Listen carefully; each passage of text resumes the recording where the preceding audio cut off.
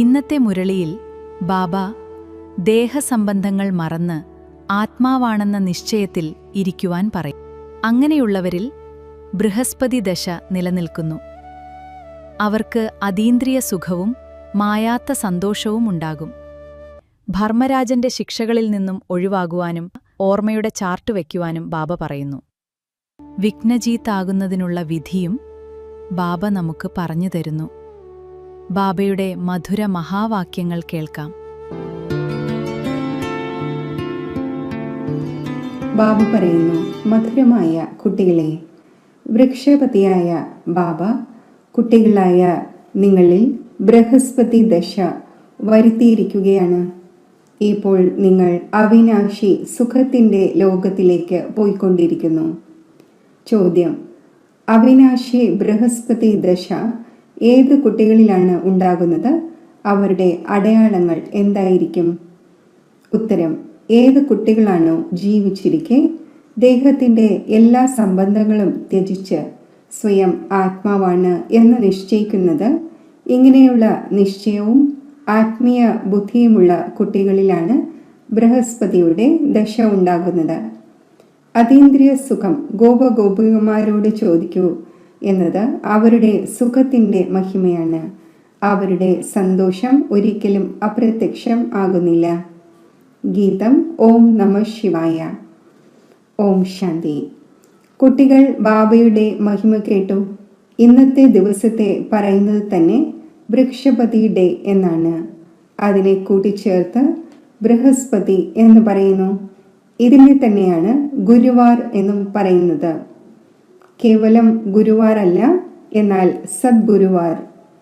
ബംഗാളിൽ വളരെയധികം മാനിക്കുന്നു. മനുഷ്യ സൃഷ്ടിയുടെ ബീജരൂപമാണ് എന്ന് പാടപ്പെടുന്നു. അതിനാൽ വൃക്ഷപതി എന്ന് പറയുന്നു. ബീജവുമാണ്, അപ്പോൾ പതിയുമാണ്. വൃക്ഷത്തിൻ്റെ ബീജത്തെ പിതാവെന്ന് പറയും. ആ ഒന്നിൽ നിന്നാണ് വൃക്ഷം ഉൽപ്പന്നമാകുന്നത്.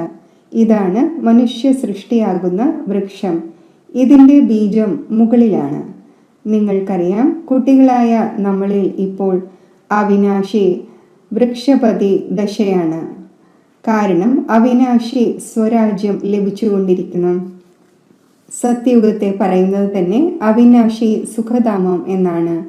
കലിയുഗത്തെ പറയുന്നത് വിനാശി ദുഃഖധാമം എന്നാണ്. ഇപ്പോൾ ദുഃഖധാമത്തിൻ്റെ വിനാശം ഉണ്ടാകേണ്ടതുണ്ട്. സുഖധാമം അവിനാശിയാണ്. അത് പകുതി കൽപ്പം തുടരുന്നു. അത് അവിനാശിയായ വൃക്ഷപതി സ്ഥാപിച്ചുകൊണ്ടിരിക്കുന്നു. കുട്ടികൾ സർവീസിനായി പോയിന്റ്സ് നോട്ട് ചെയ്യണം. എക്സിബിഷനിലും ഈ പോയിന്റ്സ് മുഖ്യമായും മനസ്സിലാക്കിച്ചു കൊടുക്കേണ്ടതാണ്. കാരണം മനുഷ്യരാണെങ്കിൽ ഒന്നും അറിയുന്നില്ല. തീർച്ചയായും ഇതാണ് ജ്ഞാനം. ഇപ്പോൾ ബാബ ഈ ജ്ഞാനം നൽകുന്നത് തന്നെ പുതിയ ലോകത്തിനും പഴയ ലോകത്തിനും ഇടയിലാണ്. പിന്നീട് ഇത് പ്രായേണ ലോപിച്ചു പോകുന്നു. ദേവതമാർക്ക് ഈ ജ്ഞാനം ഉണ്ടായിരിക്കുന്നില്ല. അഥവാ ഈ ചക്രത്തിൻ്റെ ജ്ഞാനം ഉണ്ടായിരുന്നു എങ്കിൽ പിന്നെ രാജപദത്തിൻ്റെ ആഹ്ലാദം തന്നെ വരുമായിരുന്നില്ല.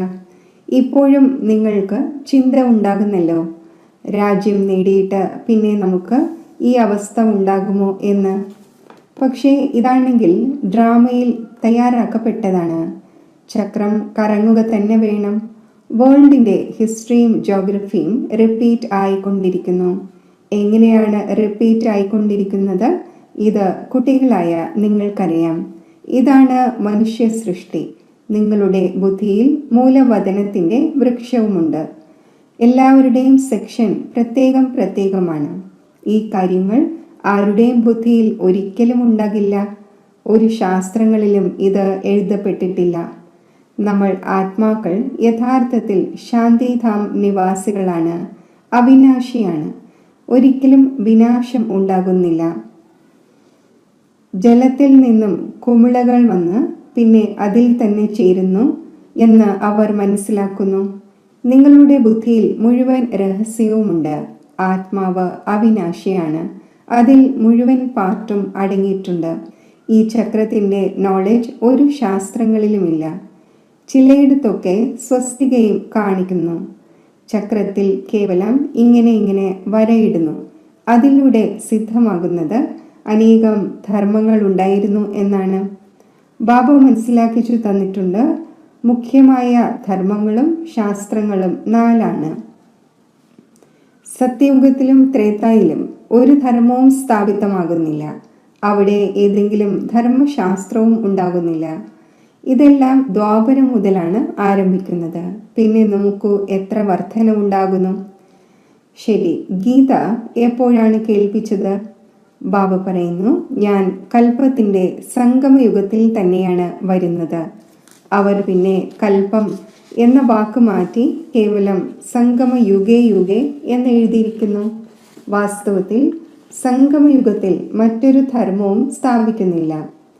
ത്രേതയുടെ അന്തിമത്തിൻ്റെയും ദ്വാപരയുടെ ആദിയുടെയും സംഗമത്തിൽ ഇസ്ലാമി ധർമ്മം സ്ഥാപിതമായി എന്നല്ല, അങ്ങനെയല്ല, ദ്വാപരയിൽ സ്ഥാപിതമായി എന്നാണ് പറയുക. ഇത് സംഗമത്തിൻ്റെ സുന്ദരമായ സമയമാണ്. ഇതിനെ കുംഭം എന്ന് പറയുന്നു. കുംഭം എന്ന് സംഗമത്തെയാണ് പറയുന്നത്. ഇതാണ് ആത്മാക്കളുടെയും പരമാത്മാവിൻ്റെയും കൂടിക്കാഴ്ചയുടെ സംഗമം. ഈ ആത്മീയ മേള സംഗമത്തിൽ തന്നെയാണ് നടക്കുന്നത്. അവർ ജലത്തിൻ്റെ ഗംഗയുടെ നാമം പ്രശസ്തമാക്കി ജ്ഞാനസാഗരത്തെ പതീത പാവനെ അറിയുന്നതേയില്ല. ആ ഒന്ന് എങ്ങനെയാണ് പതീത ലോകത്തെ പാവനമാക്കിയത് എന്ന് ഒരു ശാസ്ത്രങ്ങളിലുമില്ല. ഇപ്പോൾ കുട്ടികളായ നിങ്ങളോട് ബാബു പറയുന്നു, എന്നെ മാത്രം ഓർമ്മിക്കൂ, ദേഹത്തിൻ്റെ സർവധർമ്മങ്ങളും ത്യജിക്കൂ. ആരോടാണ് പറയുന്നത്? ആത്മാക്കളോട്. ഇതിനെയാണ് ജീവിച്ചിരിക്കെ മരിക്കുക എന്ന് പറയുന്നത്. മനുഷ്യർ ശരീരം ഉപേക്ഷിക്കുമ്പോൾ ദേഹത്തിൻ്റെ എല്ലാ സംബന്ധങ്ങളിൽ നിന്നും മുക്തമാകുന്നു. ബാബ പറയുന്നു, ഏതെല്ലാം ദേഹത്തിൻ്റെ സംബന്ധങ്ങളുണ്ടോ അതെല്ലാം ഉപേക്ഷിച്ച് സ്വയം ആത്മാവാണ് എന്ന് നിശ്ചയിക്കൂ. നിശ്ചയ ആത്മീയ ബുദ്ധിയാകൂ. എത്ര അധികം ഓർമ്മിക്കുമോ അപ്പോൾ ബൃഹസ്പതിയുടെ ദശ ഉണ്ടാകും. പരിശോധിക്കൂ, നമ്മൾ ശിവബാബയെ എത്ര ഓർമ്മിക്കുന്നു. ഓർമ്മയിലൂടെ തന്നെയാണ് തുരുമ്പ് മാറുന്നത്. നിങ്ങൾക്ക് സന്തോഷം ഉണ്ടാവുകയും ചെയ്യും. നിങ്ങൾക്ക് അനുഭവിക്കാൻ സാധിക്കും, ഞാൻ ആത്മാവ് എത്ര ബാബയെ ഓർമ്മിക്കുന്നു. അഥവാ കുറച്ചാണ് ഓർമ്മിക്കുന്നതെങ്കിൽ തുരുമ്പും കുറച്ചായിരിക്കും മാറുന്നത്. സന്തോഷവും കുറവായിരിക്കും, പദവിയും കുറഞ്ഞത് നേടും. ആത്മാവ് തന്നെയാണ് സതോ രജോ തമോ ആകുന്നത്. ഗോപഗോപികമാരുടെ അതീന്ദ്രിയ സുഖത്തിൻ്റേത് ഈ സമയത്തിൻ്റെ തന്നെ മഹിമയാണ്. ബാബയുടേതല്ലാതെ മറ്റൊന്നിൻ്റെയും ഓർമ്മ വരാത്തപ്പോൾ തന്നെയാണ് സന്തോഷത്തിൻ്റെ രസം കയറുന്നത്. നമ്മുടെ മേൽ ബൃഹസ്പതി ദശ അഥവാ സദ്ഗുരുവിൻ്റെ ദശയാണ്. പിന്നെ എപ്പോഴെങ്കിലും സന്തോഷം മറഞ്ഞു പോകുന്നെങ്കിൽ പറയും, ബൃഹസ്പതി ദശ മാറി രാഹുവിൻ്റേത് ഉണ്ടായിരിക്കുന്നു.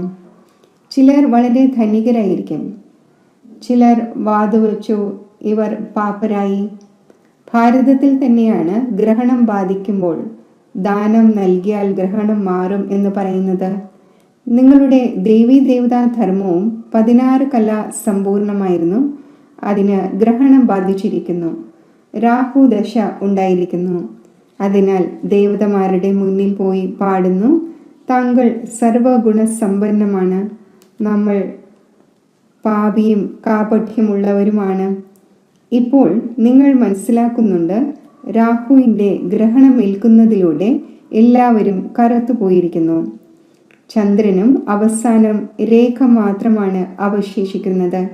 ബാബയും മനസ്സിലാക്കിച്ചു തരുന്നു, ദേവീദേവന്മാരായ നിങ്ങളുടെയും ചിത്രമുണ്ട്. ഗീത തന്നെയാണ് ആദ്യ സനാതന ദേവീദേവതാ ധർമ്മത്തിൻ്റെ ശാസ്ത്രം. എന്നാൽ ഇവർ തൻ്റെ ധർമ്മത്തെ അറിയുന്നില്ല. റിലീജിയസ് ഹെഡ്സിൻ്റെ കോൺഫറൻസ് നടത്തുന്നു. നിങ്ങൾക്ക് അവിടെയും മനസ്സിലാക്കിച്ചു കൊടുക്കാൻ സാധിക്കും, ഈശ്വരൻ സർവവ്യാപിയല്ല. ആ ഒന്നാണെങ്കിൽ പരിധിയില്ലാത്ത പിതാവാണ്. കുട്ടികൾക്ക് വന്ന് സമ്പത്ത് നൽകുന്നു. സാധു സന്യാസിമാർക്കും മറ്റും സമ്പത്ത് ലഭിക്കുന്നില്ലെങ്കിൽ എങ്ങനെ അംഗീകരിക്കും? കുട്ടികളായ നിങ്ങൾക്ക് തന്നെയാണ് സമ്പത്ത് ലഭിക്കുന്നത്.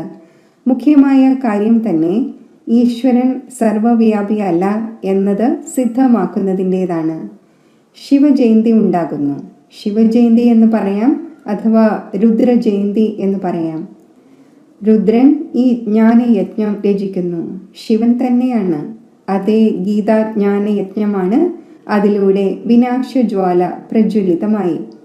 പ്രാക്ടിക്കലിൽ നിങ്ങൾ കാണുന്നു എങ്ങനെയാണ് നിരാകാരനായ ബാബ രുദ്രജ്ഞാനയജ്ഞം രചിച്ചിരിക്കുന്നത്. സാകാരത്തിനാണെങ്കിൽ ഒന്നും ചെയ്യാൻ സാധിക്കില്ല. ഇത് പരിധിയില്ലാത്ത യജ്ഞമാണ്. ഇതിൽ മുഴുവൻ പഴയ ലോകവും സ്വാഹ ആകേണ്ടതുണ്ട്. ബാക്കിയുള്ളതാണെങ്കിൽ അവയെല്ലാം സ്ഥൂലമായ യജ്ഞമാണ്. എത്ര രാപകൽ വ്യത്യാസമുണ്ട്. ബാബ പറയുന്നു, ഇത് രുദ്രജ്ഞാന യജ്ഞമാണ്. വിനാശവും ഉണ്ടാകേണ്ടതുണ്ട്. നിങ്ങൾ എപ്പോഴാണോ പാസ്സാകുന്നത്, പൂർണ്ണമായും യോഗിയും ജ്ഞാനിയും ആയി മാറുന്നത്, അപ്പോൾ പിന്നെ നിങ്ങൾക്ക് വേണ്ടി പുതിയ ലോകമായ സ്വർഗം ആവശ്യമാണ്. നരകത്തിൻ്റെ വിനാശം തീർച്ചയായും ആവശ്യമാണ്. രാജസ്വ അശ്വമേധം എന്ന വാക്കും ശരിയാണ്. കുതിരയെ സ്വാഹ ചെയ്യുന്നു. വാസ്തവത്തിൽ നിങ്ങളുടെ ഈ രഥമാണത്. ഒരു ദക്ഷ പ്രജാപതിയുടെയും യജ്ഞം രചിക്കുന്നു. അദ്ദേഹത്തിൻ്റെയും കഥയുണ്ട്. ഇപ്പോൾ കുട്ടികളായ നിങ്ങൾക്ക് എത്ര സന്തോഷം ഉണ്ടാകേണ്ടതാണ്. നമ്മളെ വൃക്ഷപതിയായ ബാബ പഠിപ്പിച്ചുകൊണ്ടിരിക്കുന്നു. നമ്മളിൽ ഇപ്പോൾ ബൃഹസ്പതി ദശയാണ്. നമ്മുടെ അവസ്ഥ വളരെ നല്ലതാണ്. പിന്നെ മുന്നോട്ട് പോകവേ എഴുതുന്നു, ബാബ നമ്മൾ കുഴങ്ങിപ്പോയിരിക്കുകയാണ്. ആദ്യം നമ്മൾ വളരെ സന്തോഷത്തിലായിരുന്നു. ഇപ്പോൾ അറിയില്ല എന്ത് സംഭവിച്ചു എന്ന്. ഇവിടെ വന്ന് ബാബയുടേതാകുന്നത് വലിയ യാത്രയാണ്. അവിടെ തീർത്ഥയാത്രകളിലും മറ്റും പോകുമ്പോൾ എത്ര പൈസ ചിലവഴിക്കുന്നു. ഇപ്പോൾ ഇവിടെയാണെങ്കിൽ ദാനം ചെയ്യേണ്ട കാര്യമില്ല. ഇതിൽ ഒരു പൈസയുടെയും ചിലവ് ചെയ്യേണ്ടതില്ല. അതാണ് ശാരീരിക യാത്രകൾ. നിങ്ങളുടേത് ആത്മീയ യാത്രയാണ്.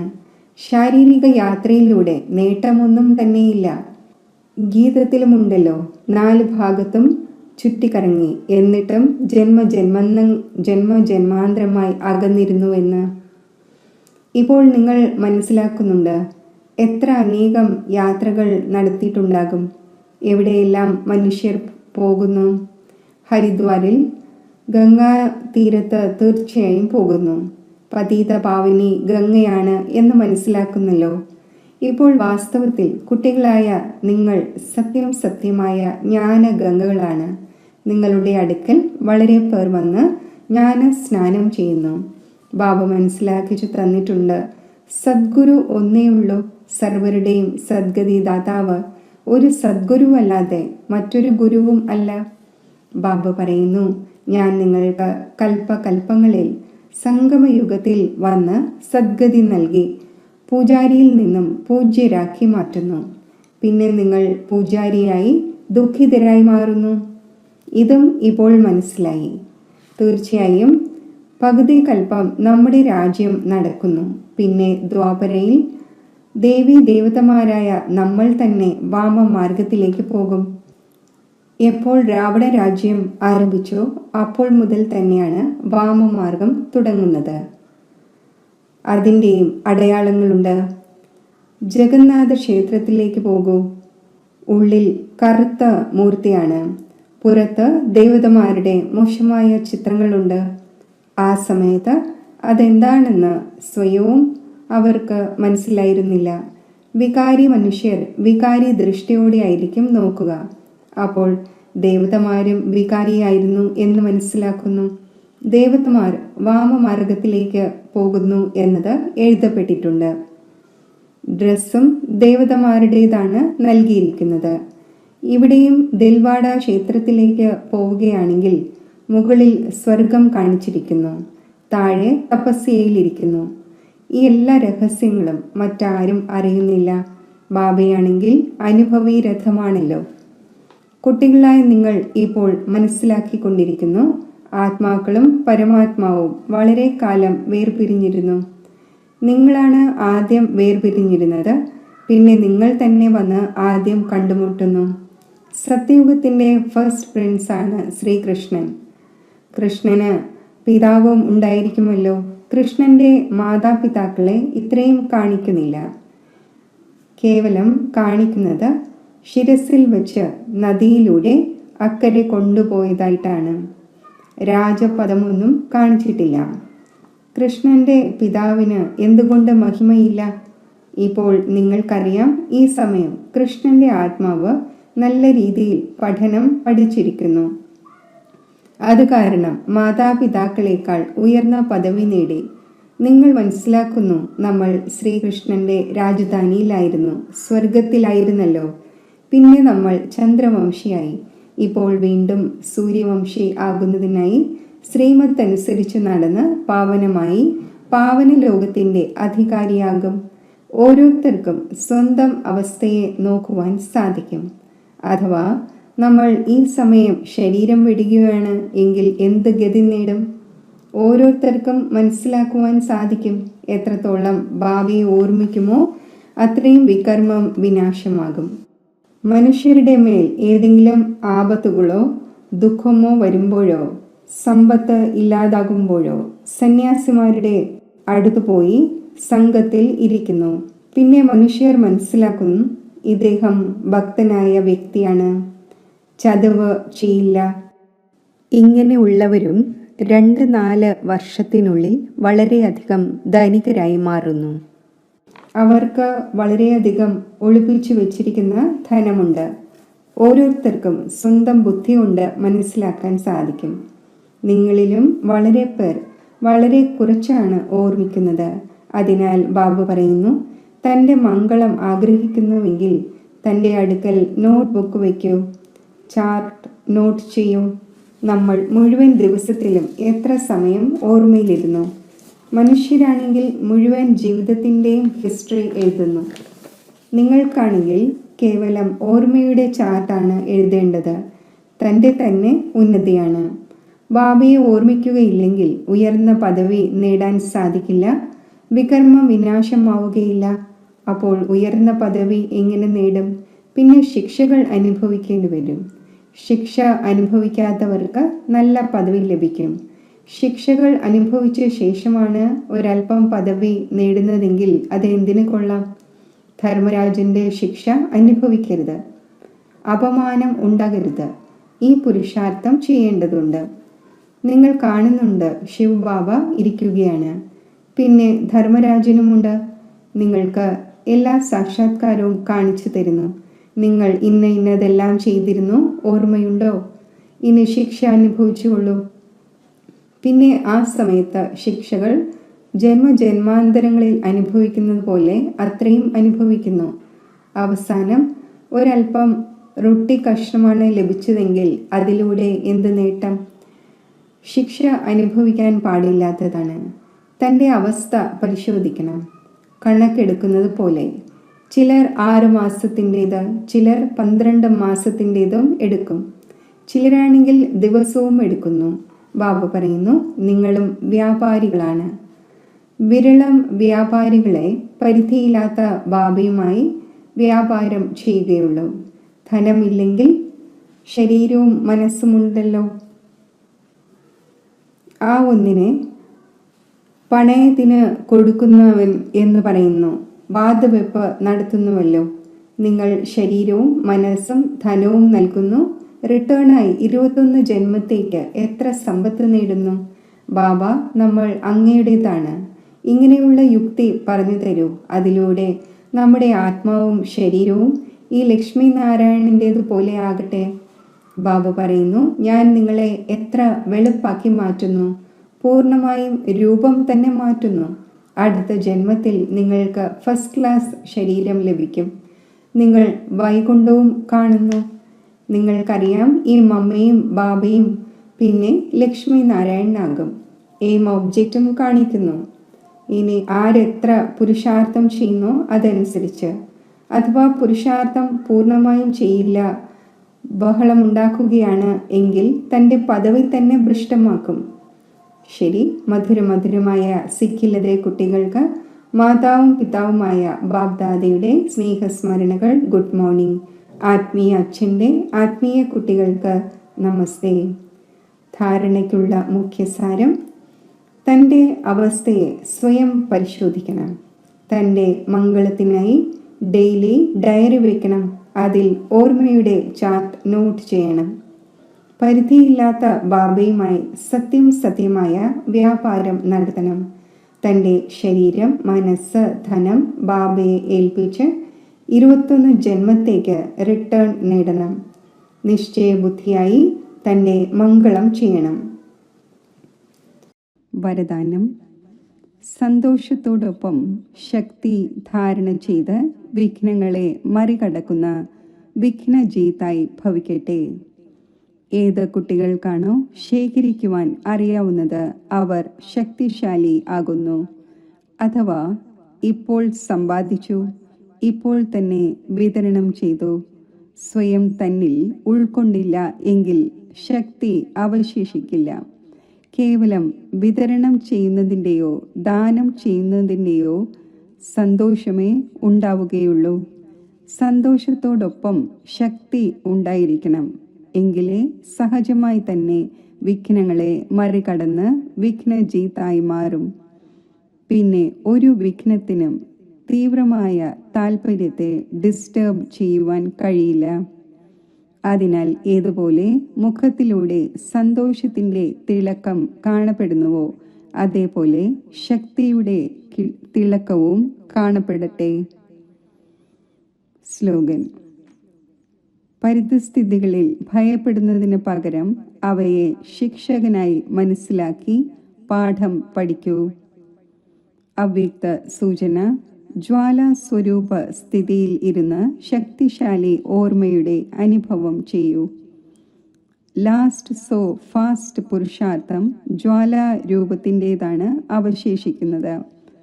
പാണ്ഡവർ കാരണം യാദവർ നിന്നു പോയിരിക്കുകയാണ്. പാണ്ഡവരുടെ ശ്രേഷ്ഠ പ്രൗഢിയുടെ ആത്മീയ പ്രൗഢിയുടെ സ്ഥിതി യാദവരുടെ അസ്വസ്ഥത നിറഞ്ഞ പരിതസ്ഥിതിയെ സമാപ്തമാക്കും. അപ്പോൾ തൻ്റെ പ്രൗഢിയിലൂടെ വിഷമിക്കുന്ന ആത്മാക്കൾക്ക് ശാന്തിയുടെയും സ്വസ്ഥതയുടെയും വരദാനം നൽകൂ.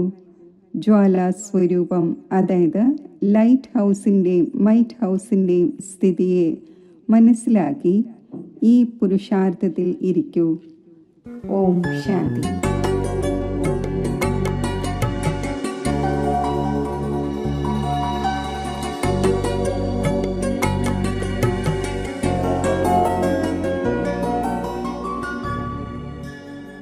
യോഗത്തിൻ്റെ അഭ്യാസം. ഞാൻ എൻ്റെ ആത്മസ്വരൂപത്തെ സ്മൃതിയിൽ കൊണ്ടുവരുന്നു.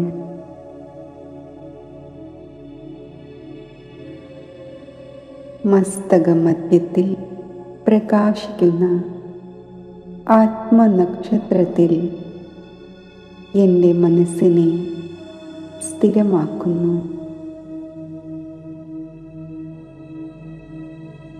ഈ അന്തർമുഖതയാകുന്ന ഗുഹയിൽ ഞാൻ എൻ്റെ തപസ്വി സ്വരൂപത്തിൽ സ്ഥിതി ചെയ്യുമ്പോൾ സ്വച്ഛവും ശക്തിശാലിയുമായ എൻ്റെ ആത്മസ്വരൂപത്തിൻ്റെ അനുഭവത്തിൽ ഞാൻ സ്ഥിതി ചെയ്യുന്നു.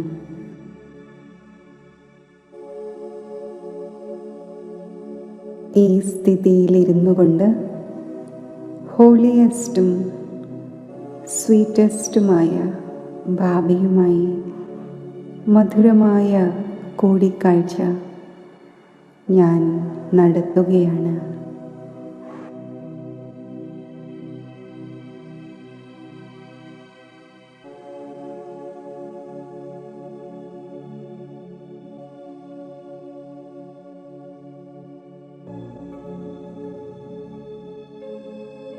ബാബയുടെ കൂട്ടുകെട്ടിൻ്റെ ആത്മീയ അലൗകിക നിറം എന്നിൽ പതിയുമ്പോൾ ഞാനും ഹോളി ഹംസമായി മാറുന്നു.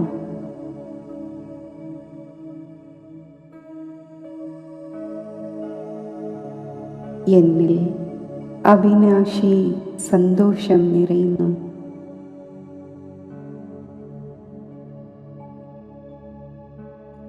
ഞാൻ എൻ്റെ ഹോളിയസ്റ്റ് സ്ഥിതിയിൽ സ്ഥിതി ചെയ്യുന്നു.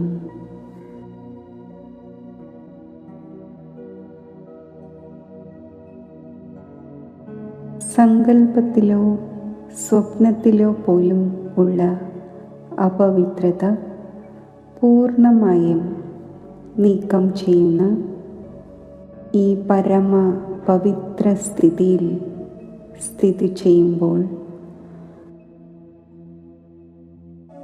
പരമോന്നതമായ ആത്മീയ സുഖത്തിൻ്റെയും ശാന്തിയുടെയും അനുഭവം എനിക്കുണ്ടാകുന്നു.